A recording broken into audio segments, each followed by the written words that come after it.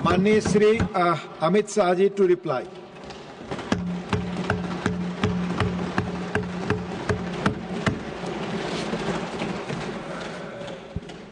माननीय उपसभापति महोदय, मैं आज इस सदन के सामने आपदा संशोधन विधेयक 2024 को लोकसभा के समक्ष जो 2 अगस्त को पारित किया गया, प्रस्तुत किया गया और दिसंबर 2024 में पारित किया, उसको सदन के सामने लेकर उपस्थित हुआ। काफी लंबे समय से सदन में पक्ष और विपक्ष दोनों ओर के संसद सदस्यों ने काफी रचनात्मक सुझाव इस संवेदनशील विषय पर रखे। श्री नीरज डांगी जी ने इसकी शुरुआत करी और श्री डॉक्टर बोर्डे तक 24 सदस्यों ने इसके अंदर हिस्सा लेकर ये चर्चा को एक प्रकार से समृद्ध किया है। मान्यवर, आपदा प्रबंधन का जो विषय है वो संविधान की 7वीं अनुसूची के 3रे भाग में कंकरन लिस्ट की एंट्री नंबर 23 में समाहित है। एक प्रकार से आपदा प्रबंधन केंद्र सरकार और राज्य सरकार दोनों का विषय है। इसलिए कई सारे सदस्यों ने चिंता करी कि इसमें सत्ता का केंद्रीकरण हो रहा है, फेडरल स्ट्रक्चर को हानि होगी। मैं आपके माध्यम से पूरे सदन को और सदन के माध्यम से पूरे देश को, सभी राज्य सरकारों को आश्वस्त करना चाहता हूं कि एक ऐसी लड़ाई है जिसमें ना केवल केंद्र सरकार, ना केवल राज्य सरकार, पंचायत और हरेक नागरिक को जोड़ने की हमारी मंशा है। इसमें सत्ता के केंद्रीकरण का कोई विषय ही उपस्थित नहीं होता है। ये पूरा विधेयक अगर कोई ध्यान से पढ़ेगा तो हमारी आपदा प्रबंधन के लिए जो लड़ाई है, आपदा के खिलाफ लड़ाई है, वो लड़ाई को एक प्रकार से रिएक्टिव अप्रोच से आगे बढ़ाकर न केवल प्रोएक्टिव अप्रोच, इनोवेटिव अप्रोच और पार्टिसिपेशन करने वाले अप्रोच तक पहुंचाने का ये बिल में प्रयास है। मान्यवर, आपदा जोखिम न्यूनीकरण के लिए देश के सम्माननीय प्रधानमंत्री जी ने 10 सूत्रीय एजेंडा जो विश्व के सामने रखा है, मैं बाद में आऊंगा, मगर मुझे कहते हुए आनंद है कि विश्व के 40 से ज्यादा देशों ने इसका स्वीकार कर लिया है, इसको अपना। न केवल राज्य सरकार और स्थानीय इकाई की सहभागिता, हम समाज की सहभागिता को भी इसमें अपेक्षित रखा है। राष्ट्रीय स्तर के साथ साथ स्थानीय स्तर पर प्लानिंग की इसके अंदर गुंजाइश रखी है और संस्थाओं की शक्तियों और कर्तव्य दोनों का स्पष्टीकरण किया है। कोई भी आपदा के सामने की लड़ाई जब तक संस्थाओं को एम्पावर न करे नहीं लड़ी जा सकती है और जब तक संस्थाओं को रिस्पॉन्सिबल ना करे तब भी नहीं लड़ी जा सकती। और ये विधेयक को कोई ध्यान से देखेगा तो दोनों करने का काम हमने इस विधेयक के अंदर किया है। मान्यवर, हम सब जानते हैं कि आपदा का सीधा रिश्ता जलवायु परिवर्तन के साथ। तो आपदा न आए ऐसी व्यवस्था करने का सबसे अच्छा तरीका तो ये है कि जलवायु परिवर्तन को हम संभाल कर रखें, ग्लोबल वार्मिंग की चिंता करें। और ये आज भारत में जो बात माननीय नरेंद्र भाई कर रहे हैं वो आज की नहीं है। हजारों वर्षों से भारत इस दिशा में आगे बढ़ रहा है। यज्ञों से प्रकृति को अक्षुण्ण रखने की बात हो या यजुर्वेद के अंदर वर्णित शांति पाठ, जिसमें शांति की जो कामना की है वो सिर्फ मानव तक नहीं रखी, पृथ्वी, जल, जड़ी बूटी, वनस्पति, पेड़ पौधे, पशु और वहां तक कि अंतरिक्ष तक की शांति की हम प्रार्थना करते हैं, क्योंकि जलवायु का संरक्षण। और ये हमारे यजुर्वेद के टाइम से, उस समय से, वेदकालीन समय से मनुष्य और प्रकृति का परस्पर संबंध को हमने स्वीकार किया है और हमारी सरकार वही परंपरा को आगे बढ़ाने का काम कर रही है। मान्यवर, आपदा प्रबंधन के बारे में भी हड़प्पन सभ्यता हो या सिंधु सभ्यता, सब जगह पुरानी नगर रचनाओं को देखते हैं तो आपदा प्रबंधन के बहुत विशिष्ट प्रयास इसके अंदर इंगित हुए मिलते हैं। मौर्य साम्राज्य को भी पहली हाइड्रोलिक सभ्यता का अब सब लोग इसको स्वीकार करते हैं। हमारे यहां ये विचार नया नहीं है, परंतु जिस तरह से हानि हुई है वो हानि को परिपूर्ति करने के लिए परंपरागत उपायों के साथ साथ, पर्यावरण की देखरेख के साथ साथ हमने आधुनिक उपायों को, विज्ञान को और दुनिया भर की अच्छी प्रैक्टिस को अपनाने का खुला मन रखना चाहिए। ये जो मैं अमेंडमेंट लेकर आया हूं मान्यवर, वो इसी का उदाहरण है। 2005 में पहली बार आपदा प्रबंधन अधिनियम आया। इसके तहत एनडीएमए, एसडीएमए और डीडीएमए का गठन किया गया। अब जब मैं एनडीएमए कहता हूं तब नेशनल डिजास्टर मैनेजमेंट अथॉरिटी की बात है, SDMA state disaster management authority की बात है और डिस्ट्रिक्ट डिजास्टर मैनेजमेंट अथॉरिटी का गठन ऑलरेडी हो चुका है। अब ये चिंता व्यक्त की जा रही है कि पावर का केंद्रीकरण होगा। ये पूरे विधेयक को आप ध्यान से पढ़ोगे तो इम्प्लीमेंटेशन की सबसे बड़ी जिम्मेदारी डिस्ट्रिक्ट डिजास्टर मैनेजमेंट को है, जो राज्य सरकार के अधीन है। इसलिए कहीं पर भी फेडरल स्ट्रक्चर को नुकसान करने की संभावना ही नहीं। इसके आर्थिक सहायता के लिए national disaster response fund, national disaster mitigation fund और राज्य और जिला स्तर कोई फंड की रचना भी की है। मान्यवर, जो पक्षपात का बहुत सारे लोगों ने आरोप लगाया, इसका मैं डिटेल में जवाब दूंगा, परंतु अगर पक्षपात होता है तो 2005 में यूपीए की सरकार के बनाए कानून के कारण होता है। मान्यवर, हमने उसमें कोई परिवर्तन नहीं किया है। और मैं फिर से एक बार सारे सदस्यों को कहता हूं कि वित्त आयोग ने एक वैज्ञानिक व्यवस्था की है आपदा सहाय के लिए।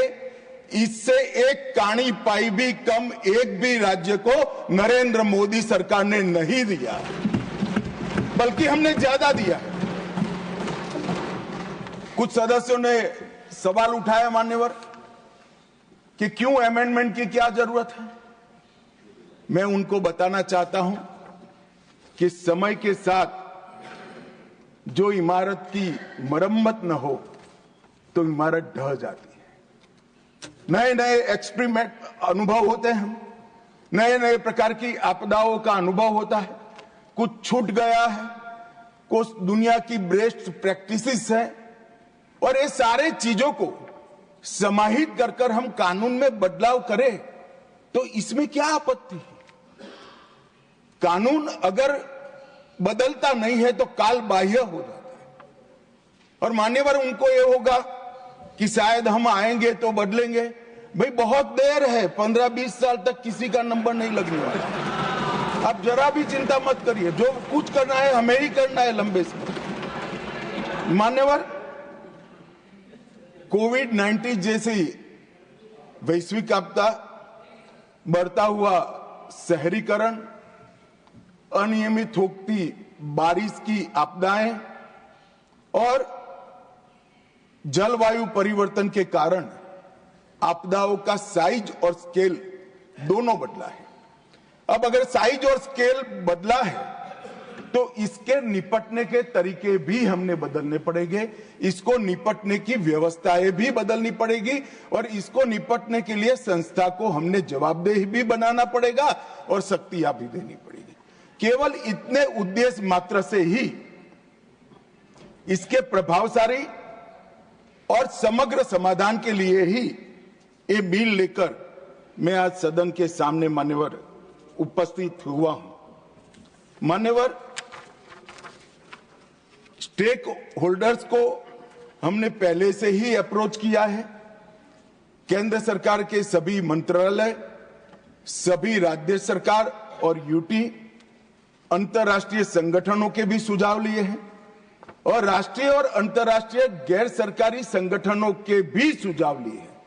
और मैं यहां ये बताना चाहता हूं, हमें मिले हुए सुझावों में से 89% सुझावों को एक्सेप्ट कर एक समग्रता से ये बिल बना। मान्यवर, यहां राज्य सरकार का अपनी पार्टी का प्रतिनिधित्व करना कोई नई बात नहीं है, बुरी बात भी नहीं है, करना ही चाहिए। मगर कम से कम विरोध करते वक्त कहीं ये मेरी राज्य सरकार का सजेशन है या नहीं है, इतना तो देख लेते। आपने ढेर सारे ऐसे सजेशनों का विरोध किया है जो उनकी ही राज्य सरकार ने की है। अब मैं एक एक कर सदस्यों को बुरा लगे इस तरह की कटु बात इस प्रकार के विषय में करना नहीं चाहता, मगर मेरा आग्रह है कि कम से कम सिर्फ बिल पढ़े बगैर मेरी पार्टी का स्टैंड क्या है, मेरी पार्टी की पॉलिसी क्या है, मेरी पार्टी की चुनी हुई सरकार की पॉलिसी क्या है, इसने क्या सजेशन किए हैं, इसको जरा देख ले तो एम्बेरसमेंट न हो। मान्यवर, मैं संशोधन के विषय में जाने से पहले संशोधन के मूल कारणों की ओर जाना चाहता हूं। हम इस विधेयक के माध्यम से रिएक्टिव रिस्पॉन्स से प्रोएक्टिव रिस्क रिडक्शन की ओर जाना चाहते हैं। मान्यवर, मैन्युअल मॉनिटरिंग की जगह से एआई आधारित रियल टाइम मॉनिटरिंग की ओर जाना चाहते हैं। मान्यवर, और रेडियो पर चेतावनी की जगह सोशल मीडिया एप्स और मोबाइल की चेतावनी की ओर जाना चाहते हैं। गवर्नमेंट लेड रिस्पॉन्स की जगह मल्टी डायमेंशनल रिस्पॉन्स, जिसमें सोसाइटी भी शामिल है, नागरिक भी शामिल है, उसकी ओर जाना चाहते हैं। मान्यवर, डिजास्टर रिस्पॉन्स में क्षमता, तीव्रता, दक्षता और सटीकता, ये चारों को समाहित करने के लिए ये पूरा विधेयक बनाया गया है। और ये तो हम सब ने स्वीकारना पड़ेगा मान्यवर, 10 साल के अंदर जो परिवर्तन आया है डिजास्टर मैनेजमेंट के क्षेत्र में, हम राष्ट्रीय स्तर के साथ साथ रीजनल और ग्लोबल पावर बनकर उभरे हैं, ये पूरी दुनिया स्वीकार करती है। और भारत की ये सक्सेस स्टोरी को लंबे समय तक बनाए रखने के लिए ये विधेयक है। मेरे शब्द प्रयोग को कोई गलती से न समझे, मैं सरकार की सक्सेस स्टोरी नहीं कहता, भारत की सक्सेस स्टोरी को लंबे समय तक बनाने मान्यवर, इससे एनडीएमए और एसडीएमए दोनों प्रभावित होंगे, प्रभावी बनेंगे। राष्ट्रीय और राज्य स्तर पर, दोनों स्तर पर आपदा डेटाबेस का सृजन होगा।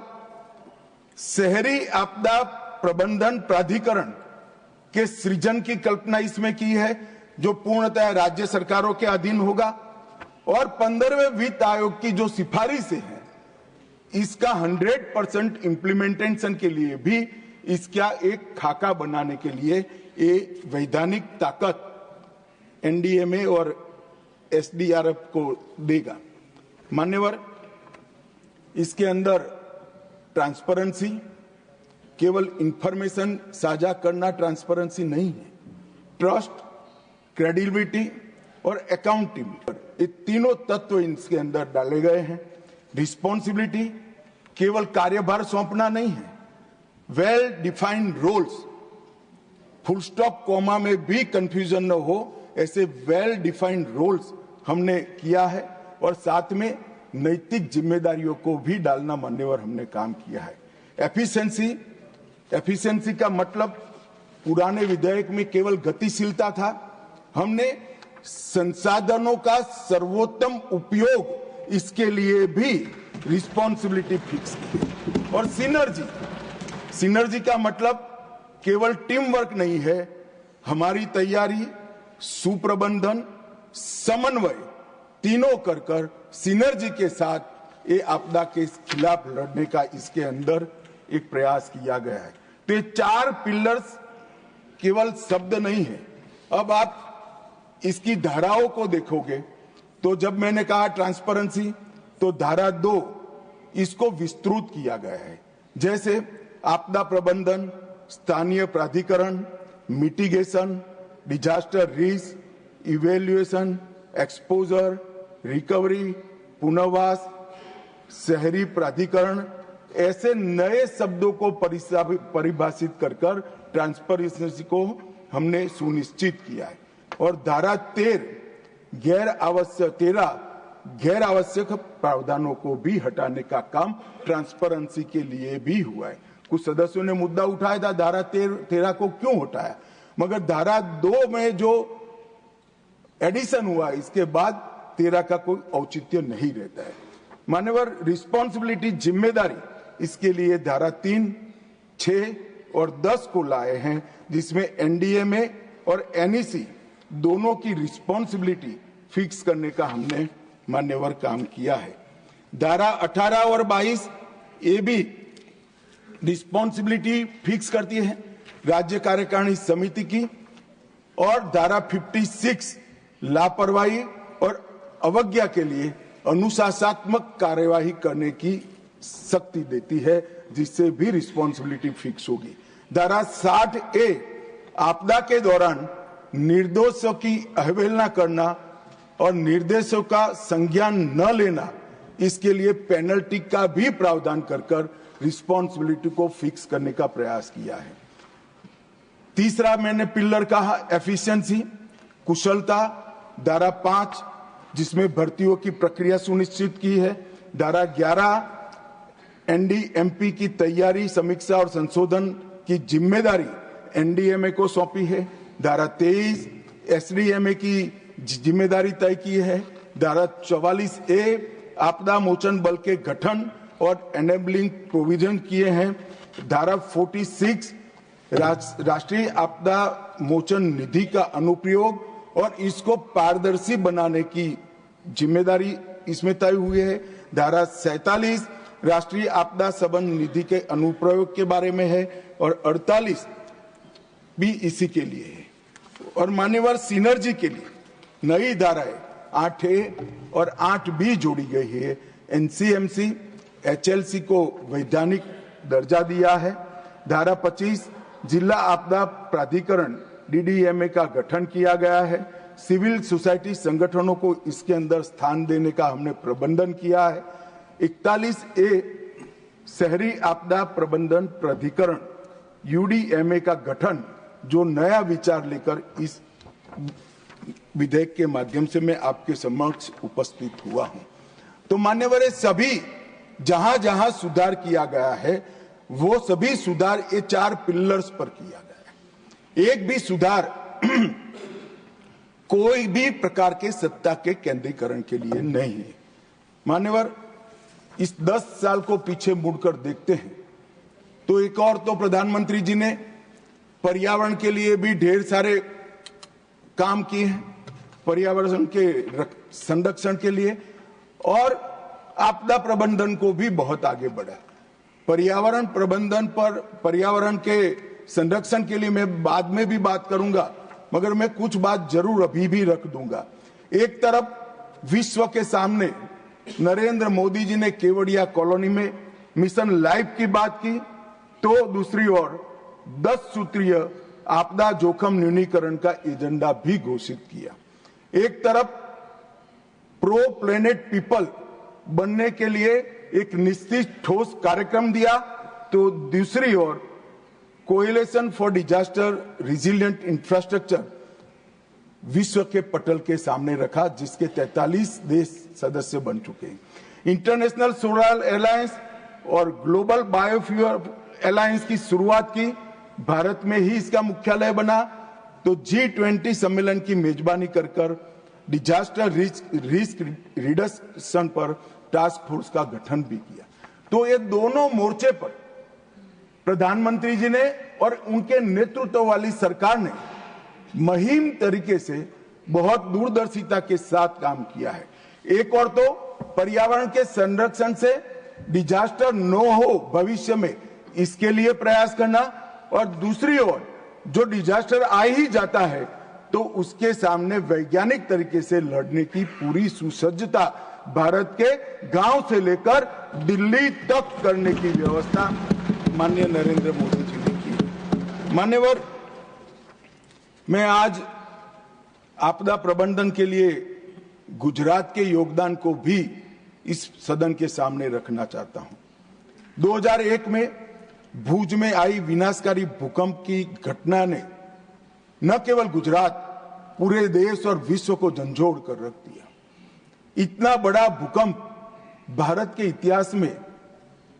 इतिहास की जो स्मृति है उसमें कभी देखा नहीं गया। माननीय, इसने झंझोड़ कर रख दिया। और उसमें हमने गुजरात में जब प्रधानमंत्री वहां मुख्यमंत्री थे, तब भारत में पहली बार क्लाइमेट चेंज डिपार्टमेंट की स्थापना गुजरात के मुख्यमंत्री नरेंद्र मोदी ने गुजरात में जलवायु परिवर्तन कोष बनाया, और 2003 में गुजरात में राज्य आपदा प्रबंधन अधिनियम लाया। मैं स्वीकार करता हूं 2005 में यूपीए सरकार लाई, मगर जो लाए इसका स्वागत हो भाई।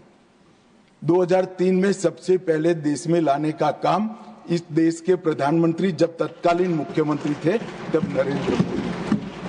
2013 में अहमदाबाद के हीट वेव के लिए देश का पहला सिटी लेवल एक्शन प्लान बना, और भूकंप के बाद पुनर्निर्माण, सामुदायिक तैयारियां और पुनर्वास, इसके लिए भी एक डिटेल योजना बनाने का काम गुजरात के तत्कालीन मुख्यमंत्री श्री नरेंद्र मोदी जी ने किया।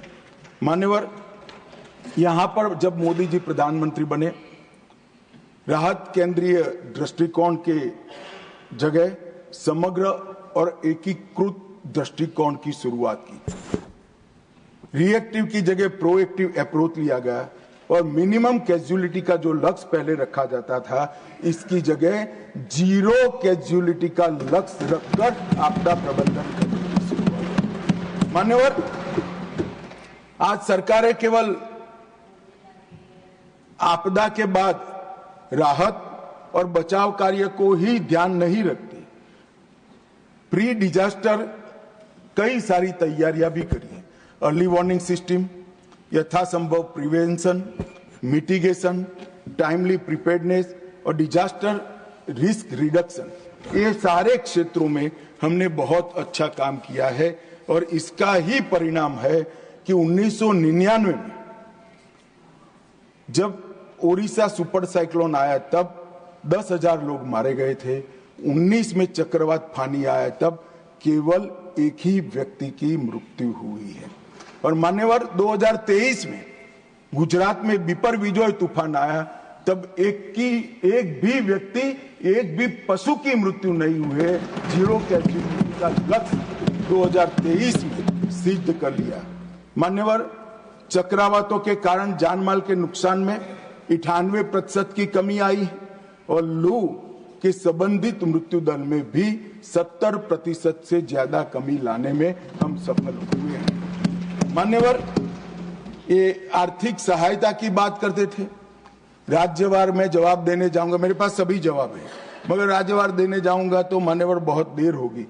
मैं एक ग्रॉस पिक्चर, एक ग्रॉस परिदृश्य आपके माध्यम से इस देश के सामने रखना चाहता हूं।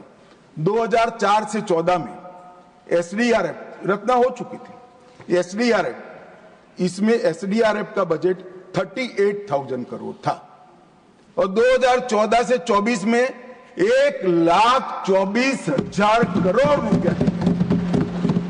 माननीय एनडीआरएफ जो शुद्ध रूप से भारत सरकार का पैसा, 2004 से 14 में 28,000 करोड़ था और मोदी जी के समय में 14 से 24 में 28,000 करोड़ से बढ़कर 80,000 करोड़ करने का काम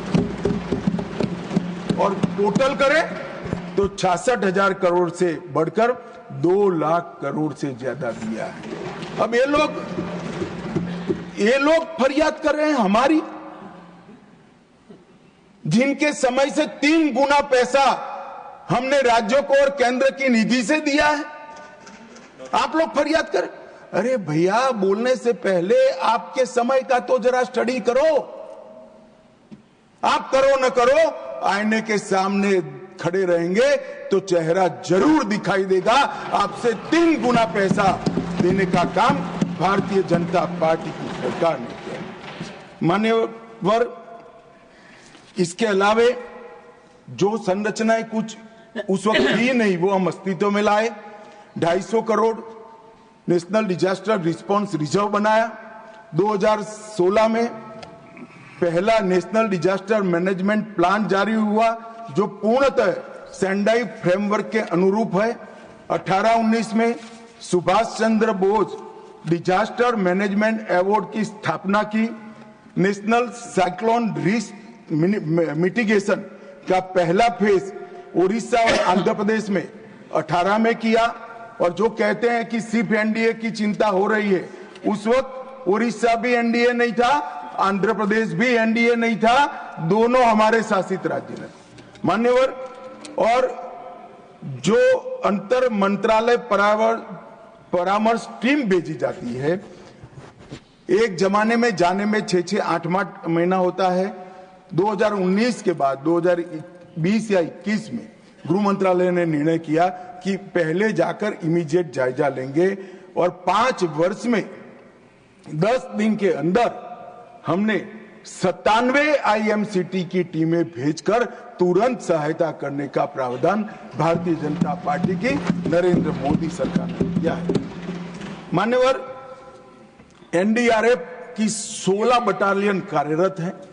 आज एनडीआरएफ का जो ड्रेस है, मैं कलर कहूंगा तो थोड़ा तकलीफ आएगी, मगर कह ही देता हूं, एनडीआरएफ के भगवे कलर के कपड़े देखकर लोगों को शांति हुई कि ये आ गए, हम बच जाएंगे।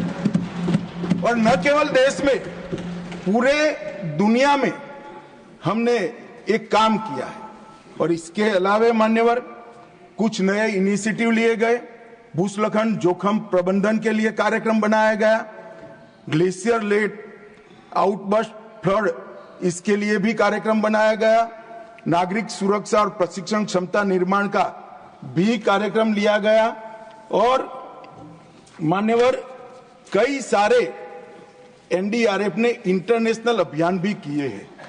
मान्यवर, Honorable Home Minister, honorable members, we are clocking 6 p.m. today. If the House agrees, we may sit beyond 6 p.m.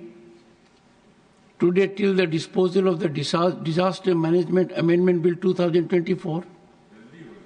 Do I have the leave of the House to extend the sitting beyond 6 p.m.? Honorable Home Minister. धन्यवाद सभापति महोदय।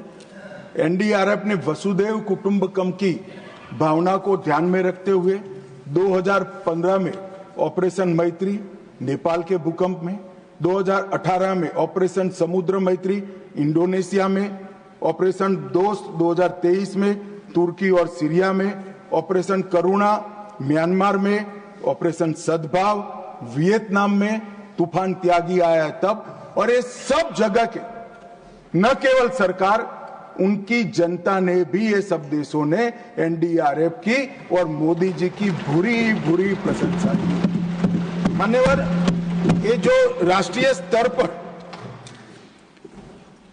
हमारे आपदा प्रबंधन को स्वीकृति लाने का काम एनडीआरएफ ने किया है, मैं आज इस सदन के माध्यम से एनडीआरएफ के सभी जवानों को बहुत बहुत साधुवाद देना चाहता हूं। मान्यवर, हमने हमारे डिजास्टर मैनेजमेंट और डिजास्टर रिस्क रिडक्शन को पैना बनाने के लिए Japan, Tajikistan, Mongolia, Bangladesh, Italy, Turkmenistan, Maldives और उज्बेकिस्तान, ये सब के साथ समझौता ज्ञापन किया है। इस सब की भौगोलिक परिस्थिति में कोई न कोई ऐसा डिजास्टर है जो भारत के अंदर भी संभव है, तो हमारे बेस्ट प्रैक्टिसेस का फायदा उनको पहुंचे और उनके यहाँ जो व्यवस्था है वो हमारे लिए लाने के लिए हमने ढेर सारा काम किया है। न केवल समझौता ज्ञापन किया है, 15, 16, 19, 20, 23, इसमें हमने यहां पर अंतर्राष्ट्रीय गोष्ठियां भी आयोजित की है। 15 में सार्क की, 16 में ब्रिक्स की, 19 में एससीओ की, 20 में बिम्स्टेक की, 23 में एससीओ की। और ये सारी गोष्ठियों में राष्ट्रीय और अंतर्राष्ट्रीय स्तर के ढेर सारे आपदा प्रबंधन के विशेषज्ञ आए, जिन्होंने सारे देशों के समूहों को आपदा प्रबंधन के माध्यम में, आपदा प्रबंधन के क्षेत्र में इनके अनुभवों को और ज्ञान को समृद्ध करने का काम किया है। सीडीआरआई की बात मैं बहुत संक्षिप्त में करना चाहता हूं। मान्यवर, सीडीआरआई आपदा प्रबंधन के क्षेत्र में भारत के वैश्विक नेतृत्व का उदाहरण है। 23 सितंबर 2019 में न्यूयॉर्क में संयुक्त राष्ट्र के क्लाइमेट एक्शन समिट में मोदी जी ने इसकी विचार रखा और भारत में ही इसकी स्थापना की गई। अब तक 42 देश और 7 अंतर्राष्ट्रीय संगठन सीडीआरआई की सदस्य ले चुके हैं और वैश्विक स्तर पर भारत के नेतृत्व को प्रस्तापित करने का काम सीडीआरआई के माध्यम हुआ। मान्यवर, एक आपदा मित्र योजना, इसके माध्यम से हमने 350 डिजास्टर प्रोन जिलों में 370 करोड़ से 1 लाख कम्युनिटी वॉलंटियर्स, उसका एक फोर्स बनाया और भारत आपदा संसाधन नेटवर्क पोर्टल पर इन लोगों का रजिस्टर करा। तो जब भी आपदा आती है, ये ट्रेन स्वयं से भी अपने आप वहां पहुंचते भी है और डिस्ट्रिक्ट कलेक्टर के पास भी इनका पूरा लेखा जोखा रहता है। मान्यवर, और मुझे बताते हुए आनंद होता है कि 1 लाख आपदा मित्र वॉलंटियर्स, जिसमें से 20% मातृशक्ति है, महिलाएं। मान्यवर, बहुत बड़ी बात है, हमारी मातृशक्ति आपदा प्रबंधन के कार्य के अंदर कंधे से कंधा लगाकर जुड़ी है। और आपदा मित्र योजना का परिणाम क्या हुआ? 78,000 व्यक्तियों को बचाया गया, मतलब उनको अलग जगह पे ले जाए गए और 129 लोगों को जो दबे हुए पड़े थे, जिनको कोई करंट लग गया था, उनको समय पर अस्पताल में पहुंचाकर उनकी जान बचाने का काम ये आपदा मित्र योजना ने हुआ है। अब इस बजट के अंदर एक नए लक्ष्य समूह में इसको विस्तार दे रहे हैं। 470 करोड़ से युवाओं को इसके साथ जोड़ने के लिए 1300 से ज्यादा प्रशिक्षित आपदा मित्र को मास्टर ट्रेनर के रूप में काम दिया है, जिसमें एनसीसी, एनएसएस, नेहरू युवा केंद्र संगठन और भारत स्काउट एंड गाइड के लोग 2,37,000 नए आपदा मित्र को प्रशिक्षित करेंगे, जिससे कुल संख्या हो जाएगी 3,37,000 कम्युनिटी वॉलंटियर्स की संख्या, एक बहुत बड़ी फोर्स हमारे पास मान्यवर खड़ी है। कई सारे ऐप्स बनाए हैं, कुछ सदस्यों ने जिक्र किया है, फिर भी मैं बता देता हूं। मौसम जो IMD के लिए है, मेघदूत वो बारिश के लिए है, फ्लड वॉच बाढ़ की स्थिति के लिए है, दामिनी लाइटनिंग स्ट्राइक के लिए है, पॉकेट भुवन जो वॉइस नेविगेशन का ऐप है, सचेत जो जियो टारगेटेड अलर्ट करता है, वन अग्नि जंगलों की आग के लिए है, समुद्र महासागर की जानकारी देता है, भूस्खलन अध्ययन की नोडल एजेंसी बनी है, और इंडिया क्विक भूकंप के मापदंडों को ऑटोमेटेड प्रसारण करने का काम करता है। और मान्यवर ये सारे ऐप आज मोदी जी के कारण शायद ही देश का कोई नागरिक बचा होगा जिसके पास मोबाइल नहीं होगा, तो सबके पॉकेट में सारे ऐप पहुंचाने का काम ये भारतीय जनता पार्टी की सरकार ने किया। और इससे समय पर किसान हो, मछुआरा हो, सागर के किनारे रहते हुए भाई हो, भूस्खलन की संभावना वाले क्षेत्र हो, ये सबको का खेत में काम करने वाले किसान को भी दामिनी से जब मालूम पड़ जाता है और बिजली गिरने की संभावना जब बता देते हैं तो वो अपनी जान बचा सकते हैं। मान्यवर, मैंने पहले कहा था मैं पर्यावरण के लिए भी जरूर बताना चाहूंगा। मान्यवर, एक बात निर्विवाद रूप से पूरी दुनिया स्वीकार कर चुकी है कि पर्यावरण के संरक्षण में नरेंद्र मोदी जी आज पूरी दुनिया का नेतृत्व संभाल रहे हैं, और इसीलिए संयुक्त राष्ट्र ने उनको चैंपियंस ऑफ अर्थ का उपाधि देकर उनको सम्मानित करने का। मोदी जी ने सिंगल यूज प्लास्टिक से भारत को मुक्त करने का काम लगभग समाप्त कर लिया है। इनकी पहल से बना हुआ इंटरनेशनल सोलर अलायंस और कई सारे देश इसके अंदर जुड़ चुके हैं। वन सन, वन अर्थ, वन ग्रिड परियोजना दुनिया भर में पॉपुलर करने का काम नरेंद्र मोदी जी ने किया है। दुनिया भर में सोलर एनर्जी साझा करने के लिए इंटर रीजनल एनर्जी ग्रिड का निर्माण करने का काम भी शुरू हो चुका है। एक पेड़ मां के नाम से अपनी मां का ऋण चुकाने के लिए करोड़ों लोगों ने श्रद्धा के साथ धरती माता और अपनी माता को ऋण चुकाने के लिए एक पेड़ को बोने का काम किया है। मान्यवर, एनर्जी की मैं बात करूं तो 2070 तक नेट जीरो कार्बन एमिशन ये लक्ष्य भारत ने रखा है।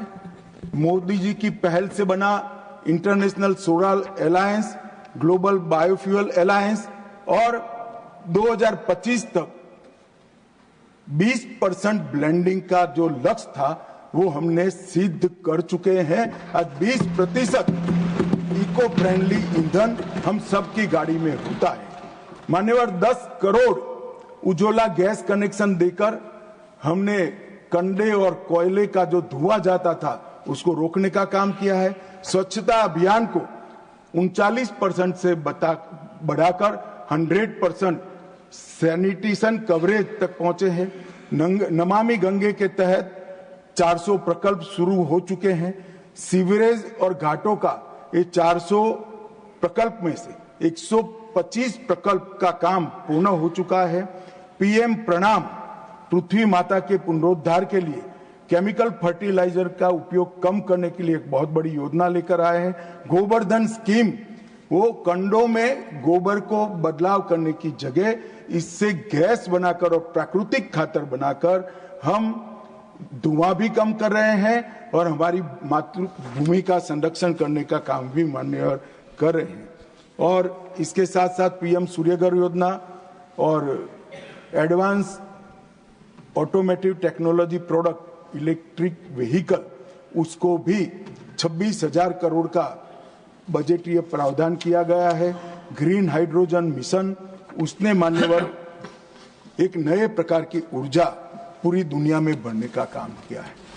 मान्यवर, ये जो मैं 2005 के कानून में सुधार लेकर आया हूं, वो सुधार के उद्देश्य और वो सुधार के पहले 10 साल के अचीवमेंट बने। मैंने बताए। माननीय अगर चर्चा में कुछ चीजें आई है जिसका जवाब देना मेरे लिए बहुत जरूरी बन जाता है मान्यवर। अब जिन जिन लोगों ने जिक्र किया है वो जरा मुझे धैर्य से सुने, ऐसा मेरा उनको विनती है। मान्यवर 2019 का कोविड के प्रबंधन के लिए जिन लोगों ने टिप्पणियां की, मैं विश्वास के साथ उनको बताना चाहता हूं, पूरे संसार में सबसे अच्छा कोविड प्रबंधन कहीं हुआ है तो हमारे भारत में, और इसका हर भारतीय को गौरव होना। पूरा संसार आज उसकी बुरी बुरी प्रशंसा कर रहा है। मान्यवर, दुनिया में सबसे अच्छा मैनेजमेंट हमने करा। कोविड आते ही टीका बनाने की शुरुआत की।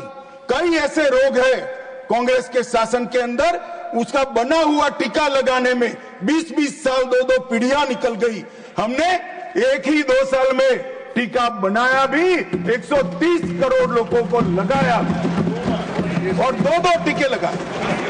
और टेक्नोलॉजी का इससे सटीक उपयोग जन कल्याण के लिए पूरे विश्व में मान्यवर कहीं नहीं हुआ होगा। मान्यवर, टेक्नोलॉजी का जो उपयोग हुआ, टीका लगाते ही आपके मोबाइल पर मोदी जी की हंसती हुई फोटो के साथ सर्टिफिकेट आ जाता था। कहीं सर्टिफिकेट लेने नहीं जाना है, आपका नंबर आते ही एसएमएस आ जाता था। टीका लगते ही आपका तबीयत ठीक है इसकी पृच्छा का एसएमएस आ जाता था, और दूसरे टीके का टाइम होते ही रिमाइंडर आ जाता था। मान्यवर, ये तभी संभव हुआ है जब ये हंसते थे कि टेक्नोलॉजी से क्या होगा, पेट भरेगा क्या? पेट ही नहीं भरा, जान भी बची है, ये आज आपको स्वीकार करना। मान्यवर, ऑनलाइन ट्रीटमेंट, मुझे बरोबर याद है मान्यवर, कई सारे एक्सपेरिमेंट होते थे क्योंकि इसकी कोई निश्चित ट्रीटमेंट ही नहीं थी। पहली बार दुनिया इस वायरस का सामना कर रही थी, ट्रायल एंड एरर चल रहे थे। कई सारी ऐसी दवाइयां, कई ऐसी ट्रीटमेंट जो सफलता प्राप्त करती थी, लोग तुरंत ही देश के साथ, दुनिया के साथ साझा करते थे। तज्ञ डॉक्टर इस पर बैठकर इसको सर्टिफाइड करते थे, इसको जारी करते थे। परंतु छोटे से छोटे गांव से राज्य के सिविल अस्पतालों तक और राज्य के सिविल अस्पताल से एम्स तक वीडियो कॉन्फ्रेंस के माध्यम से, टेली मेडिसिन के माध्यम से छोटे से छोटे दर्दी के डॉक्टर को यहां से गाइड करने का काम किया गया, और मैं कह सकता हूं लाखों लोगों की जान बची। मान्यवर, 40 बार इस देश के प्रधानमंत्री ने राज्य के मुख्यमंत्रियों के साथ बातचीत की, इनकी पृच्छा की, और केवल प्रधानमंत्री नहीं, पूरा मंत्रिमंडल जो इसके लिए काम के साथ जुड़ा था वो बैठता था। कोई मुझे बता दे, किसी भी आपदा में, आजाद भारत में, कोई प्रधानमंत्री ने सभी मुख्यमंत्रियों के साथ 40 बार बात की हो तो वो बता दे। और आप फेडरल स्ट्रक्चर की बात कर रहे हो। कोई कह सकता है हमारे राज्य में टीका नहीं मिला? टीका तो हम सबको देते थे, लगाने में राजनीति होती थी, मोदी टीका कर कर लोगों को रोक रहे थे। और जब देखा कि ये तो अब काम में आने लगा है, चुपचाप अंधेरे में 2 टीके लगाकर घर में बैठे, ट्वीट भी नहीं किया, जनता को गुमराह कर। ऐसे आपदा के समय में मान्यवर, पूरी दुनिया में सबसे अच्छी लड़ाई हम लड़े, इसका कारण नेतृत्व है। नेतृत्व किस प्रकार से? नेतृत्व के कई प्रकार होते हैं। कोई अपने आप में विद्वान होता है, अभ्यास करता है, अच्छे भाषण कर लेता है, चुनाव जिताता है, उसको नेता मानते हैं। मगर मैं नेता मानता हूं क्योंकि हम सफल इसलिए हुए कि पूरी दुनिया में सरकारें कोविड-19 के खिलाफ लड़ रही थी। हमारे यहां केंद्र सरकार, राज्य सरकार और 130 करोड़ की जनता सभी लड़ रहे हैं। इसका नाम नेतृत्व होता है। आजाद भारत में एक भी उदाहरण नहीं है, कोई सरकारी नोटिफिकेशन के बगैर एक नेता ने वायु प्रवचन किया कि कल जनता कर्फ्यू है, कोई अपने व्हीकल लेकर नहीं जाएगा, और पूरा देश, एरोप्लेन बंद, रेलवे बंद, ट्रेन बंद, गाड़ी बंद। इतना बड़ा सम्मान किसी नेता के अपील को कभी नहीं मिला। हमने जब जनता कर्फ्यू निकाला, मखौल उड़ाते थे। थाली बजाकर जागरूकता लाने का काम किया, मखौल उड़ाते थे। दिया प्रगटाकर श्रद्धा व्यक्त करने का काम किया, ईश्वर से मदद मांगकर हमारी लड़ने की क्षमता का वृद्धि करने का काम किया, हमारा मजाक उड़ाते थे। और अंत में क्या हुआ, जो मजाक उड़ाते थे वो खुद ही मजाक हो गए मान्यवर, और देश की जनता ने दूसरी बार नरेंद्र मोदी को चुनकर भेजा। मान्यवर, एक बात हुई पीएम केयर की, कि पीएम केयर में कोई ट्रांसपेरेंसी नहीं है, ये नहीं है, वो नहीं है, ढेर सारे आरोप लगाए। लगाने में तो अब एक कल्चर बना है, आरोप लगाना और भाग जाना। परंतु मान्यवर, ये तो पार्लियामेंट है, स्ट्रीट नहीं है। यहां आरोप लगाओगे तो जवाब भी सुनना पड़ेगा। अब धैर्य से सुनिएगा। प्रधानमंत्री राष्ट्रीय राहत कोष कांग्रेस के शासन में बना मान्यवर, और पीएम केयर्स नरेंद्र मोदी जी के शासन में बना, एनडीए के शासन में बना। कांग्रेस के शासन में एक परिवार का ही नियंत्रण होता था मान्यवर। इसके अंदर कांग्रेस के अध्यक्ष सदस्य होते थे मान्यवर। कांग्रेस के अध्यक्ष सरकारी फंड में कांग्रेस के अध्यक्ष रहते। क्या जवाब दोगे देश की जनता को? ऐसा मानते कोई पढ़ता नहीं है, देखता नहीं है? हमारे यहां प्रधानमंत्री जी, रक्षा मंत्री, गृह मंत्री, वित्त मंत्री है, पदेन है। कल अगर हम नहीं रहेंगे, ऐसा होने वाला नहीं है, मगर नहीं रहेंगे तो आप अगर बैठोगे। हमने भारतीय जनता पार्टी के अध्यक्ष श्रीमान नड्डा को नहीं रखा है, हमने पदेन व्यवस्था की। अब सुनिए आप। अरे काफी कुछ है सुनने के लिए, बैठिए। मान्यवर, कोई पारदर्शिता नहीं थी। आप बैठिए ना, आप बैठिए। Nothing will go on record. He's not yielding. No. Honorable Home Minister. मान्यवर, Not yielding. Honorable एक सेकंड, Home एक Minister second. is not yielding. हाँ, मुझे सुनिए ना।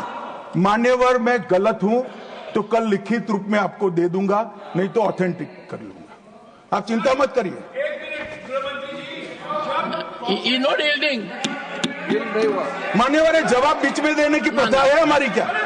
He is not yielding. Nothing will go on record. He is not yielding. No, he is not yielding. मान्यवर, वो बोल रहे थे, मैं कुछ नहीं बोला। उनको लगा कि बैठा बैठा सुन रहा है, ठीक ही है। ऐसा नहीं होता है भाई। मान्यवर, ये फंड का उपयोग क्या हुआ? प्रधानमंत्री राहत कोष के फंड में से राजीव गांधी फाउंडेशन को फंड दिया गया। अबे राजीव गांधी फाउंडेशन कौन चलाता है? कांग्रेस की अध्यक्ष और उनका परिवार चलाता है मान्यवर, तत्कालीन कांग्रेस की अध्यक्ष। मान्यवर, फंड का ट्रांसपेरेंट उपयोग है। हमने क्या किया? कोरोना महामारी, आपदा राहत, ऑक्सीजन प्लांट, वेंटिलेटर, गरीबों को सहायता और टीकाकरण के लिए इसका खर्च करने का काम भारतीय जनता पार्टी के प्रधानमंत्री। मान्यवर, जवाबदेही, कोई स्पष्ट पारदर्शिता नहीं थी। फंड के उपयोग के लिए कोई कमेटी नहीं थी। यहां पर प्रधानमंत्री जी के प्रधान सचिव, जो ब्यूरोक्रेट होते हैं, उनकी अध्यक्षता में 5 सचिवों का कमेटी बनाया गया है। वो रेकमेंड करता है, फिर वो ट्रस्टियों के सामने आता है और तब जाकर खर्च होता है। कोई सिस्टम नहीं था, अपने घर से ऑर्डर कर देते थे मान्यवर, और कोई भी प्रकार की जवाबदेही के बगैर दान स्वीकार कर लिया जाता है। आज पूरे दान का रिकॉर्ड है और पारदर्शी ढंग से संचालित होता है। मान्यवर, हमने राहत कार्य के साथ साथ कई प्रकार के इनोवेटिव सहायता भी की है, और राजनीतिक हस्तक्षेप इसमें कोई नहीं है। सभी जनता के चुने हुए नुमाइंदे और सरकार के 5 प्रमुख पद पर बैठे हुए मंत्री ही इसके अंदर काम करते हैं, पार्टी का कोई नहीं। अब देश की जनता तय करे कि पारदर्शिता कहां है। आप पारदर्शिता के मामले में तो बोलिए ही मत। जीप कांड से लेकर बोफोर्स तक इतनी पारदर्शिता आपने बताई है, 2G तक, कि पूरा देश थक गया है देखते थे। 12 लाख करोड़ के घपले घोटाले भ्रष्टाचार किए, और तब जाकर वहां जाकर बैठे हो। मान्यवर, ये राजीव गांधी फाउंडेशन इसके लिए भी बताने के लिए बहुत कुछ है, मगर मैं बता नहीं सकता, बताना नहीं चाहता, क्योंकि वो राजीव गांधी फाउंडेशन को सब पीएसयू भी फंड करते थे, कई कन्वर्जन करने वाले संगठन भी करते थे। जाकिर नाइक के एनजीओ से भी उसको 50 लाख का चंदा मिला था मान्यवर, और कई चीनी संस्थाओं ने भी पैसा दिया था मान्यवर। ये ट्रांसपेरेंसी की बात भारतीय जनता पार्टी के लिए करते हैं मान्यवर, कोई अधिकार नहीं है ऐसी बात करने का मान्यवर। नीरज दागी जी ने कोविड विफल प्रबंधन का मुद्दा उठाया, इसके बाद उन्होंने कहा डीएम अधिनियम में कोई विशिष्ट आपदा सूचीबद्ध नहीं है। आपदा सूचीबद्ध करने का अधिकार राज्यों के पास है, अपने राज्यों के आपदा के प्रकार के अनुसार वो उसको सूचीबद्ध कर सकते हैं। और इन्होंने कहा कि हिंसा और दंगों का इसमें से निकाल दिया। मान्यवर, आपदा प्रबंधन और दंगों की हिंसा का क्या लेन देन, मुझे बताइए।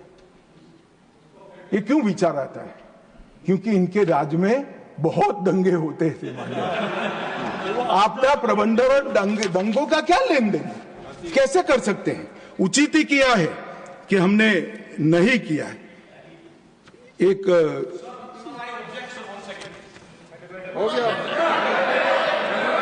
मान्यवर,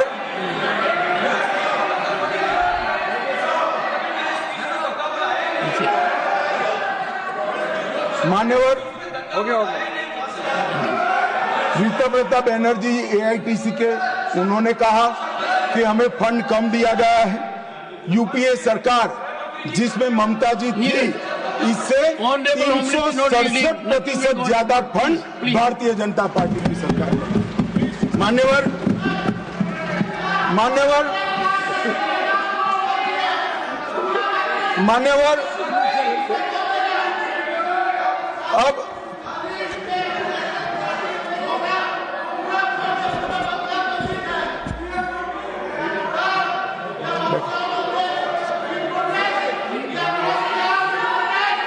मान्यवर उनको सुनना है क्या? आप प्लीज मुझे संरक्षण दीजिए, उनको बिठाइए। Honorable members, please take your seat. This is not our culture. I am happy that leader will take care of you. Please, no, take your seat. Take your seat. Okay. Take your seat. I do not appreciate disturbance in the house.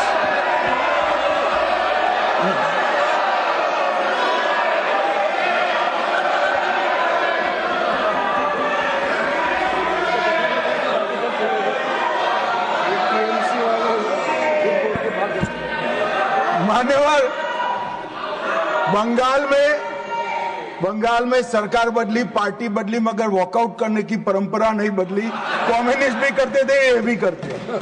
मान्यवर, कर्नाटक में उच्च स्तरीय समिति द्वारा 5909 करोड़ का आकलन दिया गया, जिसमें से 5800 करोड़ दिया है। केरल में 3743, उसमें से 2438 करोड़ का दिया है। तमिलनाडु में 4817, उसमें से 4600 करोड़। पश्चिम बंगाल 6837, इसमें से 5000 करोड़। हिमाचल 2339, इसमें से 1766 करोड़। तेलंगाना भी जो समिति ने दिया वो कमोबेश दिया है। अब एक फैशन हो गई। मैं आपको बताना चाहता हूं कि वित्त आयोग ने ये सहायता करने के लिए एक नॉर्म्स तय किए हैं कि भाई आपदा के समय में सहायता किस तरह से की जाएगी, वो भी तय किया है, और इसका दर क्या होगा वो भी किया है। पशु मर जाता है, दूध वाला पशु मरता है तो एक्स सहायता होगी, दूध न देने वाला मर जाए तो वाई होगी, झोंपड़ी टूटेगी तो ए होगा, पक्का मकान गिरेगा तो बी होगा, बिजली का खंभा गिरेगा तो ए होगा, रोड टूटेंगे तो ए होगा। ये सारी चीजों के नॉर्म्स तैयार है। मेरा सभी राज्यों से आग्रह है कि वो नॉर्म्स के हिसाब से अपनी दरखास्त भेजे। आपने जो फ्री बीज बांटी है, इसका खर्चा आपदा प्रबंधन के पैसों से नहीं हो सकता भाई। नॉर्म्स के हिसाब से 5000 करोड़ बनता है और 50,000 करोड़ का आप करोगे। हमने 50,000 करोड़ मांगा था, 5,000 करोड़ दिया। अरे भाई, मांगा ज्यादा था, आपका बनता नहीं है। और ये नॉर्म्स अगर किसी को नहीं, वैसे तो साइट पर है, नहीं है तो मुख्यमंत्री जी मुझे पत्र लिखे, मैं तुरंत पर्सनल मैसेंजर से उनको भेज दूंगा, वो देखकर वो बनाए, हमें कोई आपत्ति नहीं है, 25 पैसा भी नहीं काटेंगे, हमें कोई आपत्ति नहीं है, मगर आप मांग इस तरह से करते हो कि इसको काटा जाए। जो नहीं मांगा था वो भी दिया है मान्यवर। झारखंड को 111, केरल को 121, महाराष्ट्र को 460, बिहार को 256 और गुजरात को 254, ये अग्निशमन के लिए दिया है, जो पहले कभी नहीं दिया जाता। नरेंद्र मोदी जी ने दिया है और बाकी राज्यों को अगले साल मिलेगा। मान्यवर, एक तमिलनाडु को दी हुई सहायता के बारे में बहुत आया। हमने टोटल 2028 करोड़ रुपया 19 से 24 के बीच में दिया है और भरपूर सहायता की है मान्यवर। इसके साथ साथ थम्बी दुराई जी चिंता कर रहे थे कि एक अलग प्रकार की आपदा आ गई है, शराब का फ्लड आया। थम्बी दुराई जी, आप इसका तो यहां रास्ता नहीं निकलता। मैं आपको विश्वास दिलाता हूं, एनडीए की सरकार बनेगी और शराब का फ्लड सूख जाएगा। 2026 तक राह देखिए बस। ये शराब का फ्लड और करप्शन का आंधी दोनों रुक जाने वाला है। मान्यवर, वायनाड के भूस्खलन के लिए भी बहुत सारे सदस्यों ने बात की। हमने आपदा को गंभीर प्रकृति की आपदा घोषित किया। एनडीआरएफ से तुरंत 215 करोड़ हमने भेजे। मलबा हटाने के लिए 36 करोड़ भेजे, जो अभी तक खर्च नहीं हुए। इसके अलावा आईएमसीटी की रिपोर्ट के आधार पर 153 करोड़ की हमने सहायता की। रिकवरी और पुनर्निर्माण के लिए 2219 करोड़ की आवश्यकता का अनुमान राज्य सरकार ने दिया है, उसमें हमने 530 करोड़ दिया है और एक विंडो है जिसके माध्यम से एडिशनल सहायता प्राप्त करने के अन्य उपाय बताए गए। मान्यवर, हम आपदा में कभी भी पार्टी पॉलिटिक्स नहीं करते, वरना 2019 में कोविड में सफलतापूर्वक के देश बाहर नहीं आया होता। मैंने देखा है, रात को 1 बजे भी किसी सीएम का फोन आता था तो प्रधानमंत्री जी का फोन आ जाता था कि वहां टीका खत्म हो गया है, कल पहली फ्लाइट से टीका वायुसेना के जहाज से। ये संवेदनशीलता मान्यवर। ढेर सारे ऑक्सीजन बनाने के मशीन विदेश से मंगाए गए, कई सारे ऑक्सीजन ट्रांसपोर्टेशन के साधन विदेश से मंगाए गए। ये सारी चीजें सभी राज्यों के लिए उपयोग में आई है। इसमें हमने भाजपा का राज्य, यूपीए का राज्य, एनडीए का राज्य ऐसा नहीं करा है, क्योंकि केंद्र सरकार के लिए केरल का नागरिक भी हमारा है, लेह और लद्दाख का नागरिक भी हमारा है, गुजरात और यूपी का नागरिक भी। केंद्र सरकार कभी इस तरह से नहीं देख सकती। ये हमारी पार्टी का कल्चर नहीं है मान्यवर, परंतु सभी लोग सोचते हैं, क्योंकि सोचने की एक पुरानी आदत पड़ी थी, जो वो सत्ता में थे तब किस तरह से करते हैं। मगर मैं स्पष्टता करना चाहता हूं, रिकॉर्ड क्लियर है मान्यवर, हम आपदा के काम में और सरकार के संसाधनों के वितरण में कोई पक्षपात नहीं करते। संवैधानिक व्यवस्था से ही होता है, किसी को शंका रखने की जरूरत नहीं। मान्यवर, आज जो मैं बिल लेकर आया हूं, इसमें टेक्निकल कैपेबिलिटी बढ़ाने का तो प्रावधान है ही, ह्यूमन कैपेसिटी पर भी हमने इसमें ध्यान रखा है। गवर्नमेंट के एफर्ट्स के साथ कम्युनिटी एफर्ट्स बढ़ाने का भी प्रावधान किया है और आपदा रोधी निर्माण के साथ प्रकृति के संरक्षण की भी चिंता है। मेरा अतः सभी दल के सदस्यों को एक विनंती है कि एक ऐसा बिल है जिसको सर्वानुमत से पारित करना चाहिए, देश और दुनिया में इसका संदेश देना चाहिए। आपसे सहयोग की अपेक्षा है। बहुत बहुत धन्यवाद।